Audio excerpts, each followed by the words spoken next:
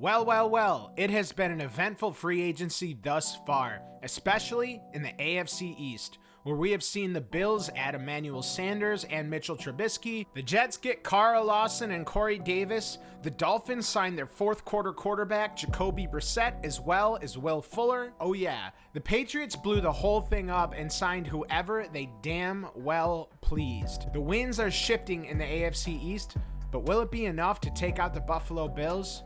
We'll see about that. Let's start in New York, where Sam Darnold is still on the Jets roster. With Ryan Fitzpatrick and Andy Dalton going to Washington and Chicago, the market seems to be drying up for the Jets to move Darnold. Whether they decide to move him or not, this offense has improved with the additions of Corey Davis and Keelan Cole. Corey Davis, Jamison Crowder, Denzel Mims, and Keelan Cole are a really good receiving core. Assuming Darnold is their starter in 2020, this will be the first time that he has had NFL caliber weapons in his career. Moving on to the other side of the ball, I think that the Jets defense is going to be the most improved part of their team this year. They finally have a good defensive coach, opposed to last year. Yikes. With the addition of Carl Lawson and CJ Mosley returning from opt-out, this squad is bound to improve. Now, the jury is out on Robert Saleh as a head coach, but one thing that's for sure is the guy can coach defense. Although the Jets lack talent in their secondary, I think overall they will improve. Although I think their overall record will improve, I still think that Fireman Ed's New York Jets for the second year in a row will go 0-6 in the division.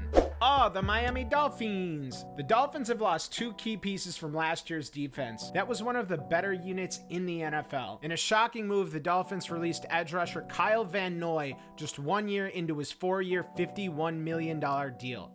This move can now be linked to the Dolphins wanting to bring in Will Fuller. In order to do that, they needed to clear up cap space. However, Fuller is only with the Dolphins for 1 year, and the Dolphins defense has taken a massive hit with the absence of Van Noy. They also traded Shaq Lawson to Houston for linebacker Benedict McKinney.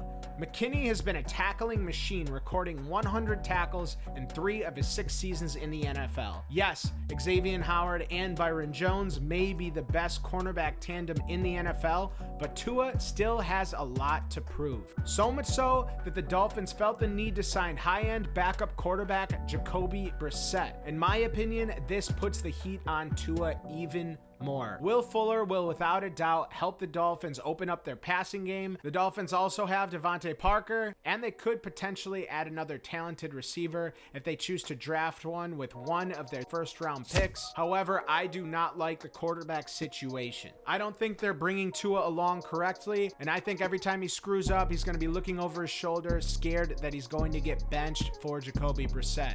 Therefore, I have the Dolphins finishing 3-3 in the division and 3rd in the AFC East. New England Patriots. It is evident that the New England Patriots are coming for the AFC East throne this year.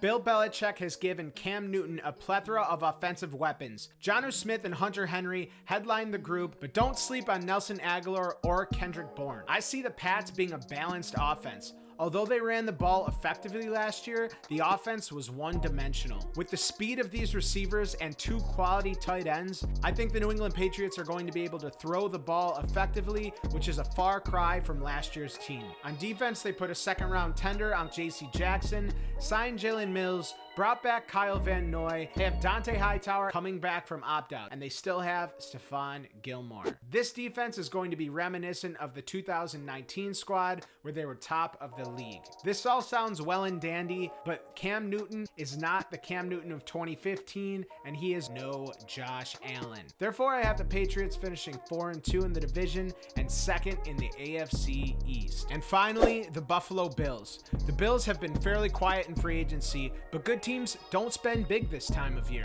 The Bills have chosen to sign mostly their own. Last year at this time, if you would have told me the Bills would retain Trey White, Deion Dawkins, and Matt Milano, I would have told you that you were crazy.